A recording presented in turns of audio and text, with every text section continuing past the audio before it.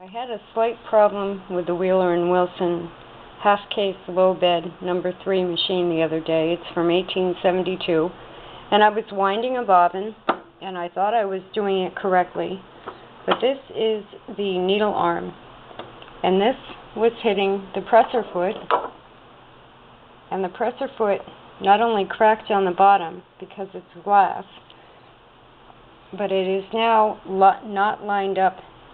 You see that? It's not lined up in the presser foot. And without that being correct, these are curved needle machines. The needle will never go through that correctly unless I get the glass insert lined up again. So that's what I'm doing. And Miller from the Wheeler & Wilson Yahoo email group list said that to completely get the presser foot off of there, which is what I was trying to do, you have to actually remove the presser arm. So that's what I've done. And at first, it didn't want to come off of here. There is a screw that holds it in place on there, and it didn't want to come off of there. But this is kind of ingenious because there is a little notch right there that I put a screwdriver in, and by prying it up just a little bit, I got the arm to come off. So now what I'm doing is deciding on the top of the presser arm there is usually this knob and this little thing pointing to the right, which holds the presser foot up when the machine is assembled.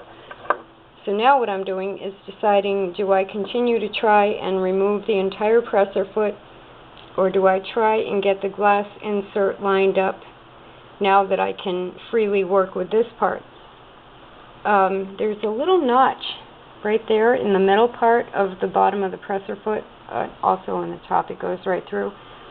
And I'm thinking I might be able to put a little screwdriver there, excuse the buzzer, and pry the foot apart just enough to get the glass back in there.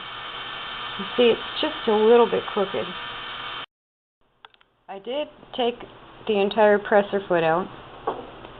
It was, whoops, it has this spring that just sits on the post of it, and it would be inserted like this, facing this way, and I really had to yank it to get it off of there. So obviously this machine being from 1872, it probably hasn't been taken apart in a long time. So just a recap here. This is the screw that reattaches the presser arm right there. It's a very large screw.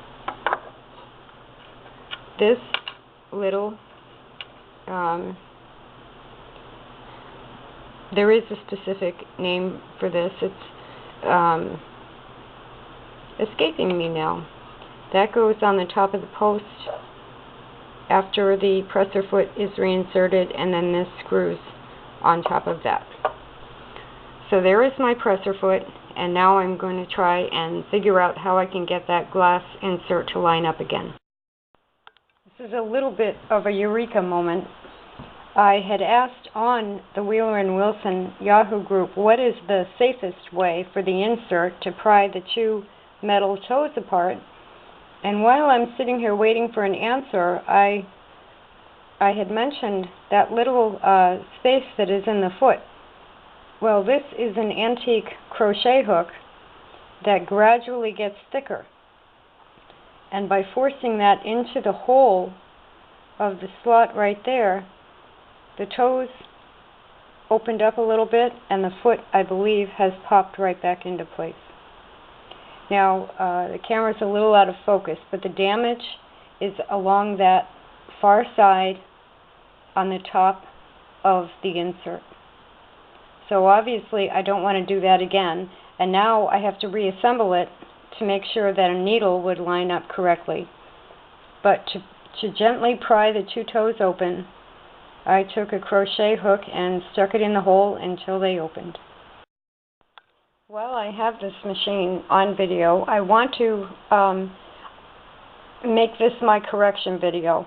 I had made a video about sewing with this machine, and I had had a couple of the things wrong that Miller, again from the Wheeler and Wilson Yahoo group email list, had pointed out to me, and I made a correction video, and I still had a couple of things wrong. So let me, first, this is the tension wheel, and the thread goes on the spool pin back here and comes under this thread guide through there, up and around this wheel until it's coming forward again.